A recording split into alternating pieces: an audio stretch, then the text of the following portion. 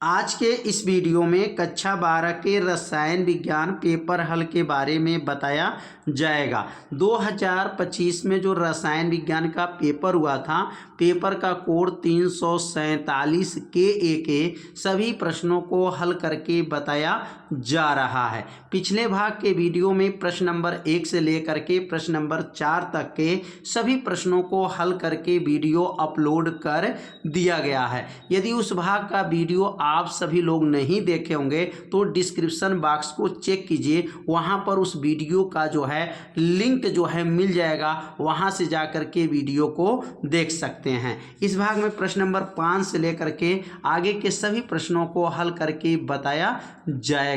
तो एक एक प्रश्न को जो है आप सभी विद्यार्थी अच्छे से समझिएगा और एक नोट्स भी बनाते चलिएगा। तो अगला जो क्वेश्चन है, फैराडे के वैद्युत अपघटन के नियम को संक्षिप्त में समझाइए।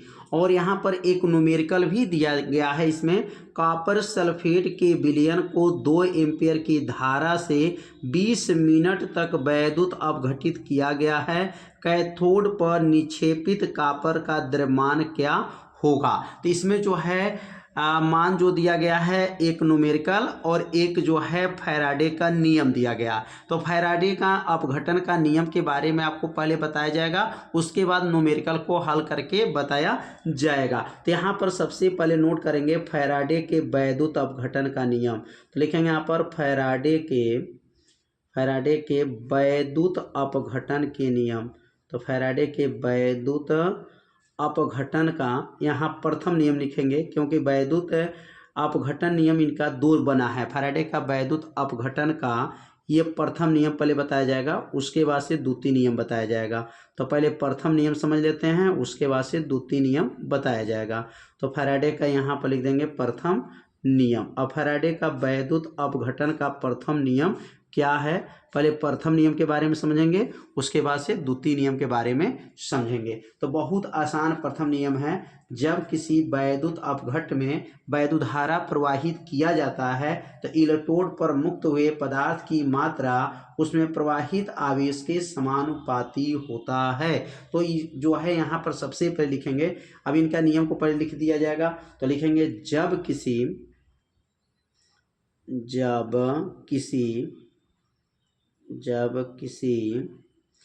वैद्युत अपघट में वैद्युत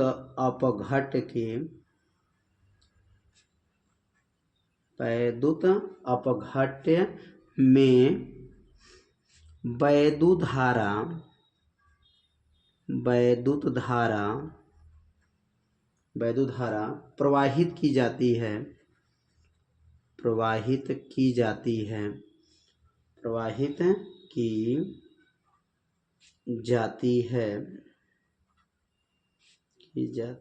है तो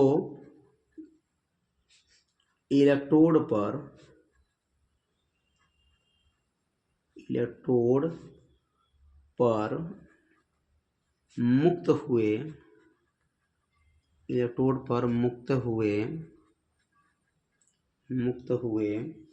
पदार्थ की मात्रा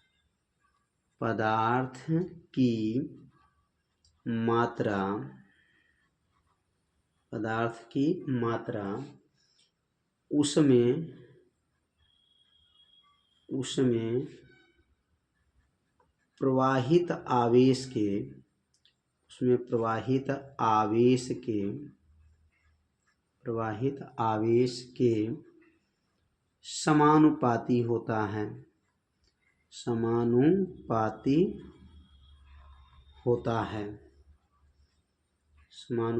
होता है। कितना आसान है। जब किसी वैद्युत अपघट में वैद्युत धारा जब प्रवाहित किया जाता है तो इलेक्ट्रोड पर मुक्त हुए पदार्थ की मात्रा, अब देखिए यहाँ पदार्थ की मात्रा आप यम से भी प्रदर्शित कर सकते हैं और डब्ल्यू से भी प्रदर्शित कर सकते हैं। तो यहाँ यम और यहाँ समानुपाती है, उसमें प्रवाहित आवेश के क्या है, समानुपाती है। आवेश को किससे दिखाएंगे, क्यू से। तो यम समानुपाती क्यू हो जाएगा। किसी वैद्युत अपघट में वैद्युत धारा जब प्रवाहित किया जाता है तो इलेक्ट्रोड पर मुक्त हुए पदार्थ की मात्रा और उसमें प्रवाहित आवेश के समानुपाती होता है। तो यहाँ पर यम से भी प्रदर्शित कर सकते हैं और यहाँ डब्लू से भी प्रदर्शित किया जा सकता है। यहाँ मात्रा का प्रतीक यहाँ पर दो लिखा जा सकता है, यम भी और डब्लू भी। अगर इस चिन्ह को हटाएंगे तो क्या बनेगा, यम बराबर यहाँ हो जाएगा जेड क्यू, मतलब समानुपाती हटा देंगे तो लिखेंगे यहाँ पर जेड। और जहाँ जेड क्या है लिखेंगे यहाँ पर, जहाँ जेड एक जो है स्थिरांक है, कहेंगे यहाँ पर जहाँ जेड एक स्थिरांक है उसका नाम क्या है, स्थिरांक है, और उसका नाम हो जाएगा जो वैद्युत रासायनिक तुल्यांक है। जो नाम इसका क्या है, वैद्युत रासायनिक तुल्यांक उसका नाम है, वैद्युत रासायनिक तुल्यांक उसका नाम हो जाएगा, वैद्युत रासायनिक तुल्यांक है। यहाँ पे लिखेंगे जेड एक स्थिरांक है जो वैद्युत रासायनिक तुल्यांक है। तो ये तो हो गया फैराडे का प्रथम नियम। तो फैराडे का प्रथम नियम जो है आप लोग अच्छे से समझ गए होंगे कि फैराडे का प्रथम नियम क्या है। तो यम समानुपाती क्या हो गया, क्यू, और जहाँ समानुपाती हटाएंगे तो लिखेंगे जेड, और जहाँ जेड एक कौन सी है, स्थिरांक है जो वैद्युत रासायनिक तुल्यांक है। तो ये तो फैराडे का वैद्युत अपघटन का प्रथम नियम समझ में आ गया होगा। तो अब सीखेंगे यहाँ पर फैराडे के वैद्युत अपघटन का द्वितीय नियम। तो यहाँ आप नीचे नोट कर लेंगे, फैराडे के वैद्युत अपघटन का द्वितीय नियम। देखेंगे यहाँ पर फैराडे के वैद्युत अपघटन का, फैराडे के वैद्युत अपघटन, फैराडे का वैद्युत अपघटन का द्वितीय नियम, फैराडे का वैद्युत अपघटन का द्वितीय नियम। अब यह द्वितीय नियम क्या है, अब द्वितीय नियम के बारे में समझेंगे। तो फैराडे का द्वितीय नियम क्या है, फैराडे का यह वैद्युत अपघटन का द्वितीय नियम, प्रथम नियम तो समझ में आ गया कि यम समानुपाती क्या है, क्यू है। अब यहाँ पे लिखेंगे यदि, अब यहाँ पे इनका नियम लिखेंगे, यदि दो भिन्न भिन्न वैद्युत अपघट्य में समान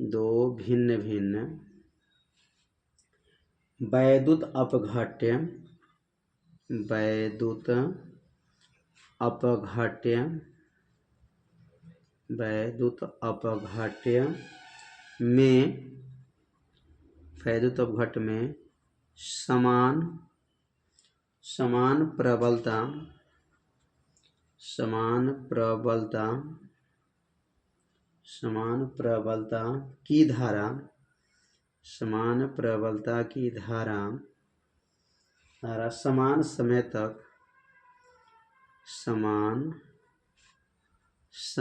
समय तक प्रवाहित की जाए।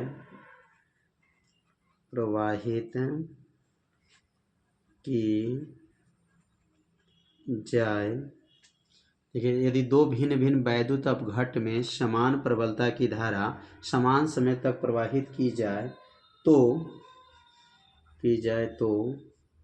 प्रत्येक इलेक्ट्रोड पर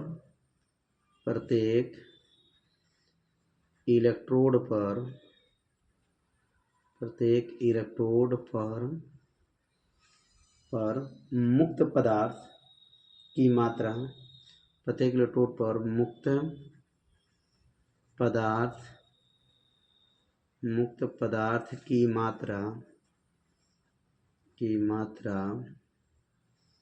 मात्रा उसके तुल्यांकी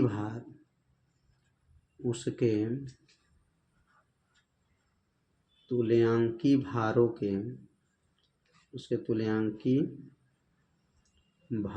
के समानुपाती होता है। यह वैद्युत अपघटन का जो है द्वितीय नियम है। अब इसमें बताया गया कि दो भिन्न भिन्न वैद्युत अपघट्य के समान प्रबलता की धारा समान समय तक प्रवाहित किया जाए तो प्रत्येक इलेक्ट्रोड पर मुक्त पदार्थ की मात्रा, अब देखिए मुक्त पदार्थ की मात्रा किसे दिखाएंगे, तो डब्ल्यू से भी दिखा सकते हैं और यम से भी दिखा सकते हैं। उसमें तुल्यांकी भार किसे दिखाते हैं, ई से। तो ई डब्ल्यू समानुपाती ई जो है बना है, यह किनका नियम बना है, तो यह बन गया नियम फैराडे के वैद्युत अपघटन का जो है नियम। यदि दो पदार्थ के लिए बनाना चाहते हैं तो सूत्र क्या बनेगा, W1 बटा W2 बराबर हो जाएगा, यहाँ बनेगा E1 बटा E2 हो जाएगा।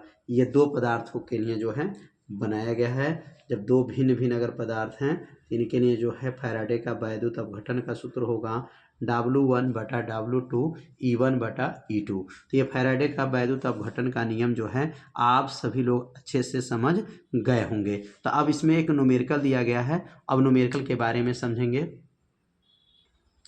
जो न्यूमेरिकल है, कॉपर सल्फेट के विलयन में कितने एम्पियर की धारा है, 2 एम्पियर की धारा, और कितना मिनट, 20 मिनट तक अपघटित होता है। तो कॉपर का द्रव्यमान क्या होगा, तो इसमें दो मान दिया गया है, पहले दो मानों को पहले नोट कर लेते हैं। तो यहाँ पर मान क्या दिया गया है, तो यहाँ पर धारा जो दिया गया है I बराबर जो दिया गया है, I बराबर 2 एम्पियर की धारा दिया गया है। कितने एम्पियर है, 2 एम्पियर की धारा दिया गया है। और टाइम जो दिया गया है टी बराबर इसमें दिया गया है कितना मिनट है, तो 20 मिनट है। और 20 मिनट को जो है ना सेकंड में बदल देंगे, तो 20 मिनट को अगर सेकंड में बदलेंगे तो 20 गुणे 60 से गुणा कर लेंगे तो यह बन जाएगा सेकंड में। तो टी बराबर हो जाएगा 1200 सेकंड हो जाएगा, 1200 सेकंड आ गया। तो यहाँ पर दो मान प्रश्न में दिया गया था, I बराबर 2 एम्पियर और टाइम जो दिया गया था 20 मिनट दिया गया था। और इसमें जो मान होता है यफ का मतलब फैराडे नियतांक, और यफ बराबर होता है 96,500। यह फैराडे नियतांक 96,500 कूलम होता है, यफ का मान होता है। और कॉपर है तो कॉपर की जो संयोजकता होती है वह 2 होती है। कॉपर मतलब Cu के ऊपर +2 चार्ज होता है।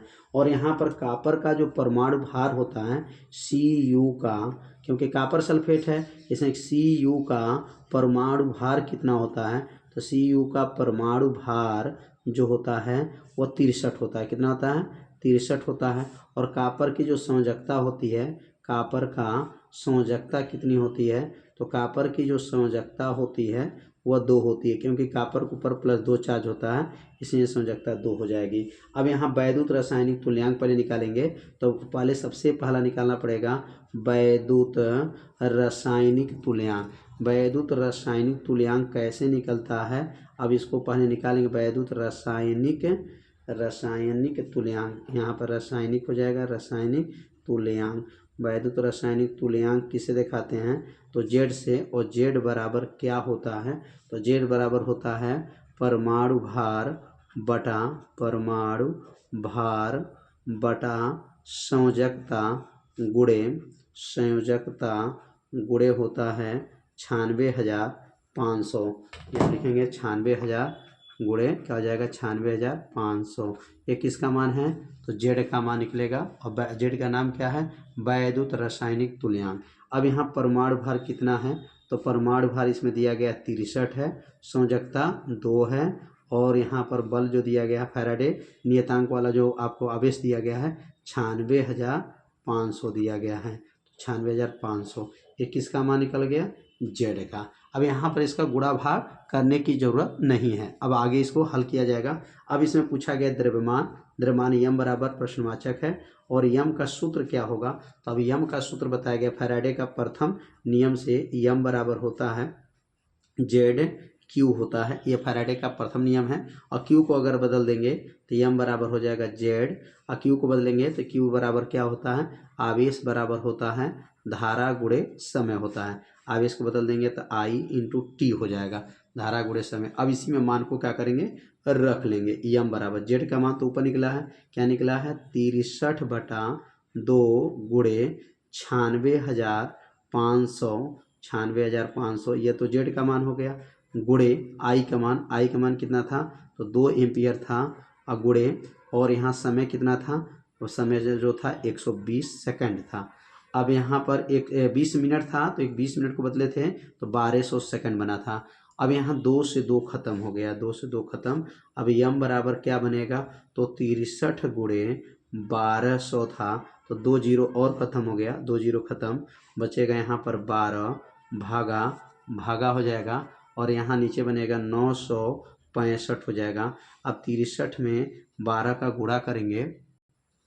अब इसका जो गुणा हो जाएगा, 63 का 12 का गुणा होगा तो ये हो जाएगा 756 हो जाएगा, भागा 965 हो गया। अब यम बराबर, अब 965 में 756 में भाग करेंगे तो मान आ जाएगा 0.78 ग्राम हो जाएगा। यही जो है क्या बनेगा, इसका आंसर हो जाएगा। यम बराबर 0.78 ग्राम हो गया।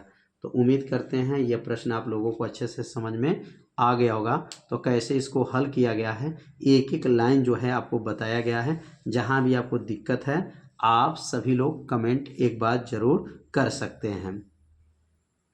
अब अगला जो प्रश्न दिया गया है, एक प्रथम कोट के अभिक्रिया 10 मिनट में 20% पूर्ण होती है, उसके 75% पूर्ण होने में लगने वाले समय की गणना कीजिए। मतलब 10 मिनट में वह 20% खत्म हो जा रहा है, तो 75% यदि खत्म होना है तो कितना समय लगेगा, प्रथम कोट की अभिक्रिया को बताया गया है। तो कैसे यहाँ पे हल करेंगे, तो सबसे पहले यहाँ पर पहला जो शर्त दिया गया है, अब इस पहले शर्त के बारे में समझेंगे कि पहला शर्त में दिया गया है टाइम जो दिया गया है टी, और टी बराबर जो दिया गया है 10 मिनट टाइम दिया गया है। अब 10 मिनट को बदलना पड़ेगा सेकंड में, तो टी बराबर हो जाएगा यहाँ पर, या समय को नहीं बदलेंगे, 10 मिनट ही रहने देंगे। तो 10 मिनट टाइम है तो टी बराबर 10 मिनट हो गया। और ए जब भी परसेंटेज निकालते हैं तो ए प्रारंभिक अवस्था है 100% होता है ए का मान, और कितना परसेंट खत्म हो गया है, तो दो यहाँ पर 20% जो है समाप्त हो गया है। तो ए बराबर 100 हो गया, एक्स बराबर 20 हो गया। और प्रथम कोट की अभिक्रिया का जो सूत्र बना है के बराबर फार्मूला होता है। तो यदि सूत्र आपको नहीं याद होगा तो सूत्र को याद रखिएगा, के बराबर होता है 2.303 बटा होता है टी, और यहाँ लिखेंगे लॉग मॉड लॉग 10 और ए बटा ए माइनस यक्स। ये तो फार्मूला हो गया प्रथम कोट के अभिक्रिया का वेग स्थिरांक का, ये फार्मूला है। अब आगे इसको बढ़ेंगे, इसमें मान रखेंगे तो के बराबर 2.303 और टी का मान क्या है, तो टी का मान 10 दिया गया है, लॉग लिखेंगे, यहाँ पर बेस 10 हो गया, ए का मान, तो ए का मान 100 हो गया, ए का मान 100 भागा 100 माइनस यक्स का मान 20 है। ये पहली शर्त अभी चल रहा है, उसके बाद से 75% पर अभी हल करना बाकी है। तो अब आगे हल करेंगे तो के बराबर क्या बनेगा, 2.303 भागा 10 हो जाएगा, लॉग हो गया, यहाँ 10 हो जाएगा, ऊपर 100 और नीचे जो है 100 में से 20 घटेगा तो 80 हो जाएगा। अब यहाँ पर जो है 0 से 0 काट देंगे और 2 से भी काट देंगे तो क्या बनेगा, के बराबर 2.303 भागा 10 हो जाएगा, और ऊपर 2 से काटेंगे तो लाग यहाँ बेस 10 हो जाएगा, क्या बनेगा 5 बटा, और 8 है तो 4 हो जाएगा। 2 से काट देंगे, 10 को 2 से काटे हैं, और 8 को 2 से काट देंगे, 5 बटा 4 हो जाएगा। अब आगे बढ़ेंगे तो के बराबर 2.303 भागा 10 हो जाएगा, लाग 10, यहाँ पर 5 माइनस लाग बेस 10 4। अब यहाँ पर मान रखेंगे तो यहाँ पर लाग 5 का मान क्या है और लाग 4 का मान क्या है, तो लाग 5 का मान आपको याद रखना पड़ेगा, के बराबर क्या है 2.303 भागा 10 हो जाएगा, और लाग 5 का मान आपको याद रखेंगे, लाग 5 का मान होता है 0.69 माइनस लाग 4 का मान 0. यहाँ हो जाएगा 6 और 2 0, 60 20, मतलब इसको पढ़ेंगे लाग 4 का मान हो गया और ये लाग 5 का मान है। अब इसमें से इसको घटा देंगे तो क्या बनेगा 2.303 भागा 10 हो जाएगा, और इसको घटाएंगे तो कितना आएगा 0.0969 घटाने पर आ गया। अब इसको गुणा करके 10 से भाग कर देंगे, तो गुणा करके भाग देंगे तो कितना आंसर आ जाएगा, के बराबर, इसको गुणा करके भाग देने पर के बराबर आएगा 0.022 यहाँ पर आ जाएगा मिनट का इनवर्स। ये तो पहली शर्त जो है पालन किए तो के का मान कितना आ गया, के का मान 0.022 आपका आ गया मिनट का इनवर्स। अब यह के का मान जो है दूसरी शर्त में प्रयोग करेंगे। तो ये पहली शर्त में कैसे हल किया गया है आप लोगों को अच्छे से समझ में आ गया होगा। यहाँ लागे 5 का मान है और यह लागे यहाँ पर 4 का मान है। यदि लाख का मान निकालना नहीं जानते हैं तो आप लोग कमेंट करेंगे तो लाख का मान भी निकालना आपको सिखा दिया जाएगा कि लाख का मान कैसे निकाला जाता है। तो यहाँ पर लाख 5 का मान अगर आपको नहीं जानकारी है कैसे आया है तो यहाँ तो आपको याद रखना है, लेकिन निकालना भी सिखा दिया जाएगा कि लाख 5 का मान कहाँ से आया और ये लाख 4 का मान कहाँ से आया। दोनों में से इसको घटाए ये मान आया, इसमें गुणा करके 10 से भाग कर दीजिएगा, 0.02 मिनट आपका इन्वर्स आ जाएगा। यह के का मान आया। अब यह के का मान जो है 75% पूर्ण होने में समय जब निकाला जाएगा तो ये के का मान का प्रयोग किया जाएगा। तो अब दूसरी शर्त के बारे में समझेंगे। अब तो जब दूसरी शर्त में हल करेंगे तो के का मान जो पहली शर्त में आया था 0.022 मिनट का इन्वर्स जो आया था, अब यह मान कैसे निकाला गया है आपको तो समझ में आ गया होगा। अब इस मान का प्रयोग करना पड़ेगा जो दूसरे समीकरण के लिए हल करेंगे। तो ए बराबर क्या रहेगा 100% हो गया और एक्स बराबर 75% पर टाइम निकालना है, 75% हो गया। टी बराबर प्रश्नवाचक हो गया। अब सूत्र लिखेंगे, प्रथम कोट की अपक्रिया का सूत्र क्या है, के बराबर 2.303 बटा टी और यहाँ लिखेंगे लॉग, यहाँ ऊपर ए बटा ए माइनस एक्स हो जाता है, यहाँ पर बेस 10 होता है। अब यहाँ मान को रखेंगे तो टी को ऊपर कर दीजिए तो टी बराबर क्या बनेगा 2.303 बटा और टी ऊपर गया के नीचे हो जाएगा लॉग हो जाएगा ए बटा ए माइनस एक्स हो जाएगा। अब इसमें मान को रखेंगे तो जब मान रखेंगे तो टी बराबर हो जाएगा 2.303 और के का मान क्या है 0.022 आया है और यहाँ लॉग हो जाएगा मान ऊपर 100 हो गया बटा 100 माइनस 75, क्योंकि एक्स का मान 75% पे निकालना है तो 100 में से 75 घट जाएगा तो टी बराबर होगा 2.303 भागा 0.022 और यहाँ हो जाएगा लॉग ऊपर हो जाएगा 100 और बटा 100 में से 75 निकल गया तो 100 में से 75 जाएगा तो 25 और 25 चौको 100, 4 बार में चला जाएगा भाग तो टी बराबर 2.303 भागा 0.022 और यहाँ बनेगा 25 चौको 100, 4 बार में गया है। अब लाख 4 का मान बताया गया है, लाख 4 का मान कितना होता है तो लिखेंगे 2.303 भागा 0.022 लाख 4 का मान 0.6020 होता है, लाख 4 का मान हो गया। अब इन दोनों का गुणा कर लेंगे और गुणा करके इससे भाग करेंगे और गुणा करने के बाद क्या आएगा 1 दशमलव जो आएगा 1.338 हो जाएगा, 640 हो जाएगा यहाँ पर और यहाँ हो जाएगा 6 भागा और यहाँ लिखेंगे 0.022। अब इसमें भाग करेंगे तो भाग देने पाएगा टी बराबर 63 यहाँ पर 63.00 आ जाएगा, यहाँ पर 63.01 और हो जाएगा टाइम है तो टाइम का मात्रा क्या होता है मिनट होता है तो 63.01 जो है मिनट आ जाएगा मान। इसको गुणा करके आप लोग चेक कर लीजिएगा, गुणा और भाग आपको करना है तो गुणा भाग करके इसका गुणा करके इसमें भाग दिए हैं तो 63.0 मतलब 63 मिनट जो है आपका आंसर सही होगा। ये पॉइंट जो है आप छोड़ भी सकते हैं तो 63 मिनट माना जाएगा। तो यहाँ भाग दे करके चेक कर लीजिएगा, टाइम निकल गया। तो इसमें दो शर्त का प्रयोग किया गया, पहले समीकरण में के का मान निकाला जाएगा और के का मान जब निकल जाएगा तो वो दूसरे समीकरण में प्रयोग करेंगे और प्रयोग करके इसमें भाग देंगे तो मान पूरा निकल जाएगा। तो उम्मीद करते हैं ये भी प्रश्न आप लोगों को अच्छे से समझ में आ गया होगा। तो सीखेंगे अब अगला प्रश्न। अगला क्वेश्चन जो है निम्नलिखित उप सहसंयोजक यौगिकों के सूत्र लिखिए। अब यहाँ पर जो है tetra amine di aqua cobalt third chloride का जो है आपको सूत्र बताना है। तो कैसे सूत्र लिखेंगे, सबसे पहले इसका सूत्र लिखने का नियम क्या है तो केंद्रीय धातु परमाणु का नाम लिखते हैं। केंद्रीय धातु परमाणु इसमें कोबाल्ट है, कोबाल्ट को CO से दिखाएंगे। टेट्रा एमीन का मतलब अमोनिया हो गया और यहाँ अमोनिया 3 है तो यहाँ पर NH3 3 हो गया, मतलब अमोनिया का सूत्र को NH3 होता है और इसको एमीन बोला जाता है। और टेट्रा है, मतलब टेट्रा मतलब 4 इसको बोला जाएगा, टेट्रा को 4 बोलते हैं, याद रखिएगा। तो यहाँ पे 4 रहेगा, NH3 4 हो गया।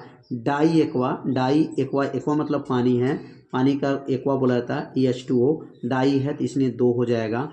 और यहाँ पर थर्ड चाहिए और उसके बाद से क्लोराइड चाहिए, तो क्लोराइड है तो यहाँ पर बाहर है तो इसलिए क्लोराइड हो जाएगा। अब इसका ऑक्सीकरण संख्या तो 0 होगा, इसका भी 0 होगा और हमको 3 चाहिए। Cl का -1 होता है तो इसका मतलब यहाँ पर 3 घात रहेगा, तो -1 में 3 का गुणा करेंगे तो -3 होता है, पक्षांतर कर दिया जाता है तो +3 हो जाता है। इसका मतलब इसका अणुसूत्र क्या बनेगा, CONH3 4 घात को टेट्रा बोलते हैं, H2O मतलब पानी, एक्वा यहाँ डाई हो जाएगा और यह क्लोराइड हो जाएगा 3। और यहाँ पर थर्ड कहाँ से आया, क्योंकि इसकी ऑक्सीकरण संख्या 0 और इसका भी 0 और -1 में 3 का गुणा करेंगे तो -3 पक्षांतर होगा तो +3 हो जाएगा। तो इसका सूत्र जो है आप लोग समझ गए होंगे कैसे इसको बनाया गया। अगला जो इसमें प्रश्न दिया गया है, इसका सूत्र बनाना है पोटेशियम।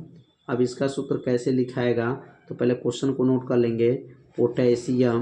पोटेशियम के बाद लिखा गया है ट्राई हो जाएगा, ट्राई ऑक्सलेटो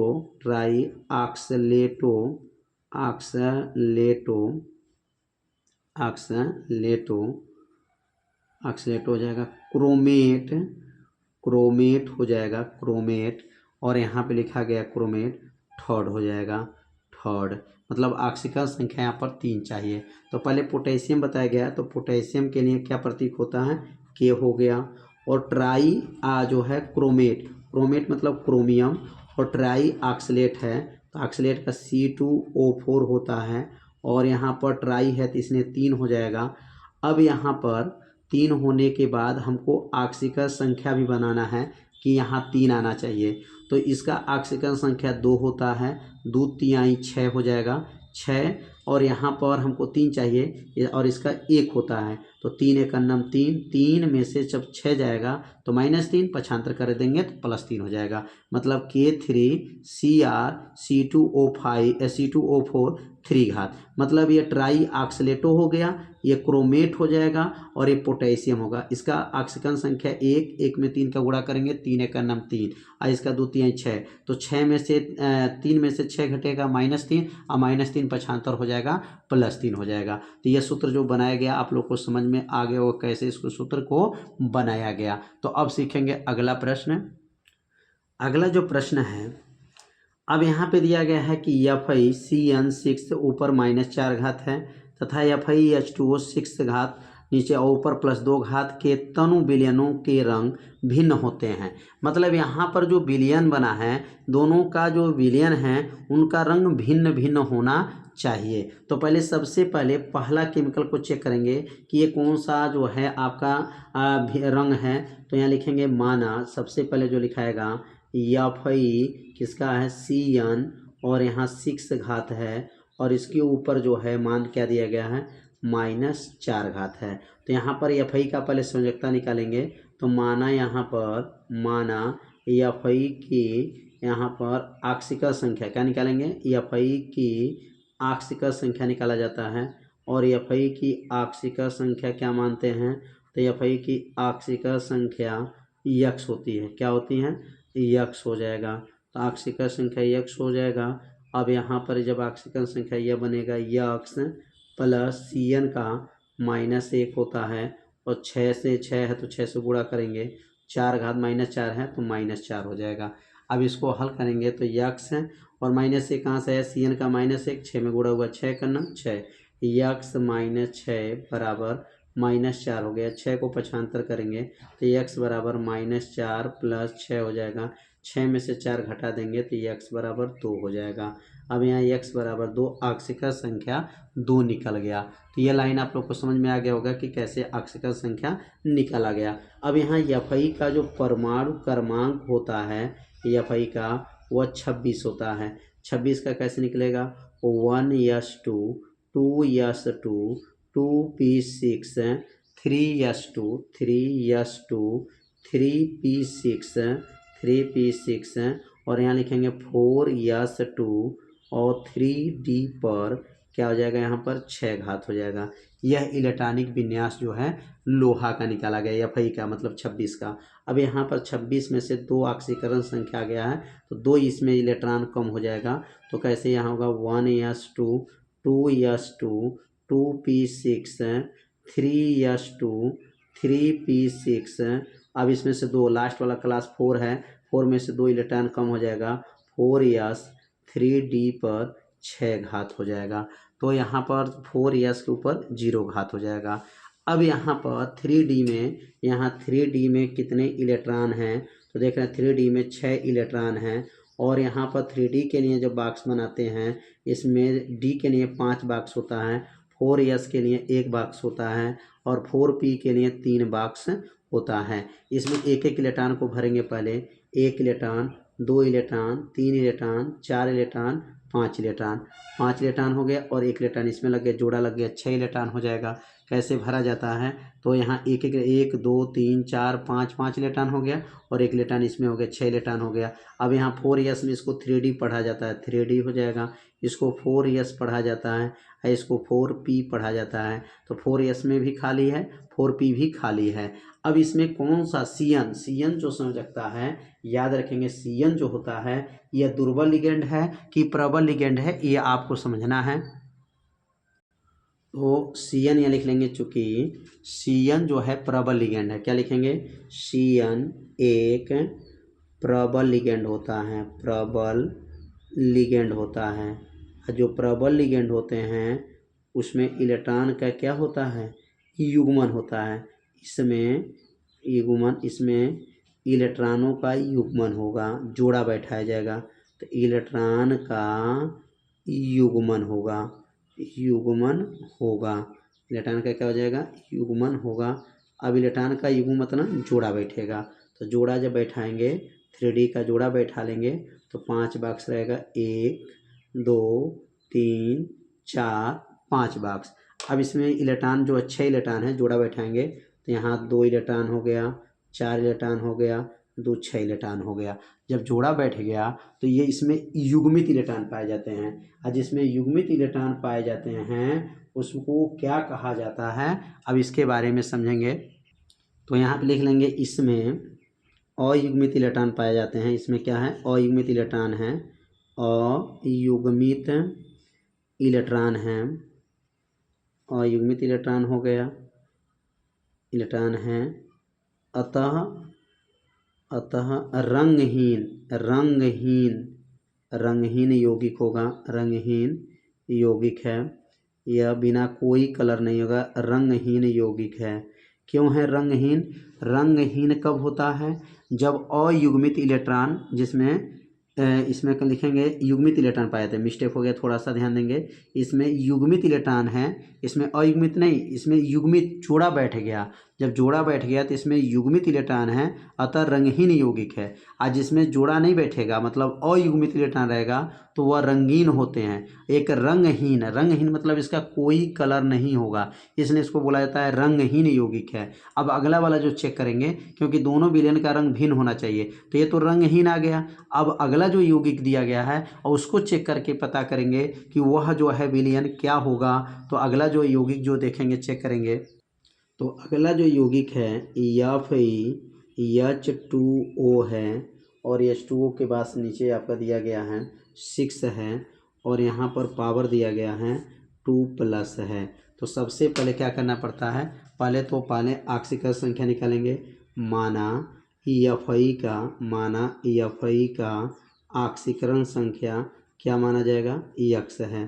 तो ऑक्सीकरण संख्या यहाँ लिख लेंगे, ऑक्सीकरण संख्या X है, ऑक्सीकरण संख्या X है, ऑक्सीकरण संख्या X हो गया। FI के नीचे X प्लस जल का 0 गुणे 6, क्योंकि 0 ऑक्सीकरण संख्या होता है बराबर 2, तो X प्लस 0 बराबर 2, तो X का मान आ गया 2, तो ऑक्सीकरण संख्या कितना आ गया, 2 आ गया। अब यहाँ ऑक्सीकरण संख्या जब 2 आ गया तो अब यहाँ लिखें FI का परमाणु क्रमांक 26 होता है। 26 का इलेक्ट्रॉनिक विन्यास 1s2 2s2 2p6 3s2 3p6 4s2 और यहाँ लिखेंगे 3d/6 हो जाएगा। अब यहाँ पर 2 इलेक्ट्रॉन कम कर लेंगे तो Fi के ऊपर +2 मतलब 2 आक्सीय संख्या इसमें से कम हो जाएगा। तो लिखेंगे 1s2 2s2 2p6 3s2 3p6 और ये हो जाएगा 4s0 3d/6 घात। अब यहाँ पर जो बनेगा, अगला जो बनेगा यहाँ पर 3D के लिए बनाएंगे तो ये 3D बॉक्स हो जाएगा और 3D बॉक्स में 5 बॉक्स होते हैं और 4s में 1 बॉक्स होते हैं और 4p में 3 बॉक्स होते हैं। यहाँ पर 1 2 3 4 5 हो जाएगा। यहाँ पर लिखेंगे 3D और यहाँ लिखेंगे 4s और यहाँ लिखेंगे 4p हो जाएगा। D में 6 इलेक्ट्रॉन 1 2 3 4 5 और यहाँ पे 6 इलेक्ट्रॉन है। अब यहाँ पर यस में तो 0 इलेक्ट्रॉन होगा, पी में भी 0 इलेक्ट्रॉन है क्योंकि 4p यहाँ पर है नहीं है। अब ये जल जो दिखेंगे, जल H2O जो है, H2O एक दुर्बल लिगेंड है। क्या है? दुर्बल लिगेंड है। आज जो दुर्बल लिगेंड होते हैं, दुर्बल लिगेंड है। अब दुर्बल लिगेंड जब होते हैं, लिगेंड है, अतः इलेक्ट्रॉन का युग्मन नहीं होगा। अतः क्या लिखेंगे? इलेक्ट्रॉन का जोड़ा नहीं बैठाएंगे, इलेक्ट्रॉन का युग्मन नहीं होगा। और जब इलेक्ट्रॉन का युग्मन नहीं होगा मतलब जोड़ा नहीं बैठेगा, युग्मन नहीं होगा। अब इलेक्ट्रॉन का जोड़ा नहीं बैठाया जाएगा। ये किसके सिद्धांत पे सब लग रहा है? तो बीबीटी के सिद्धांत यहाँ लागू हो रहा है। अब यहाँ पे जोड़ा जब नहीं बैठाएंगे तो क्या बनेगा? अब यहाँ पर जो है जोड़ा नहीं बैठाएंगे तो पुनः 3D लिखेंगे, 4s लिखेंगे और यहाँ 4p लिखेंगे। यहाँ पर 3 बॉक्स बना लीजिएगा और यहाँ 5 1 2 3 4 5। अब इसमें इलेक्ट्रॉन भरेंगे। कितने इलेक्ट्रॉन थे? 6 2 यहाँ भरे थे, 2 इलेक्ट्रॉन भरा हुआ था, 3 4 5 6 जो ऊपर बना है इसका जोड़ा नहीं बैठेगा। और जो जोड़ा जिसमें नहीं बैठता है तो अयुग्मित इलेक्ट्रॉन पाए जाते हैं। क्या कहेंगे? इसमें अयुग्मित इलेक्ट्रॉन है। इसमें कौन सा इलेक्ट्रॉन है? तो इसमें अयुग्मित इलेक्ट्रॉन है, अयुग्मित इलेक्ट्रॉन है। और जिसमें अयुग्मित इलेक्ट्रॉन होते हैं उनका यौगिक कैसा होता है? तो लिखेंगे अयुग्मित इलेक्ट्रॉन है, ये लिखेंगे इसका ये जो रंग होगा तो इसका रंग जो होगा, इसका रंग जो है रंगीन होगा, रंगीन लिखेंगे।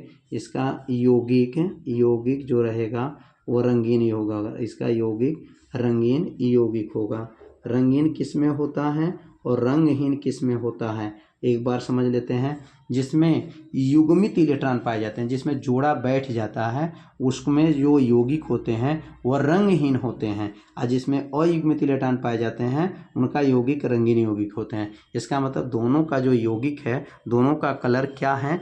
अलग अलग है। पहला यौगिक रंगहीन था और दूसरा यौगिक जो है रंगीन यौगिक हो गया। तो उम्मीद करते हैं यह प्रश्न आप लोगों को अच्छे से समझ में आ गया होगा।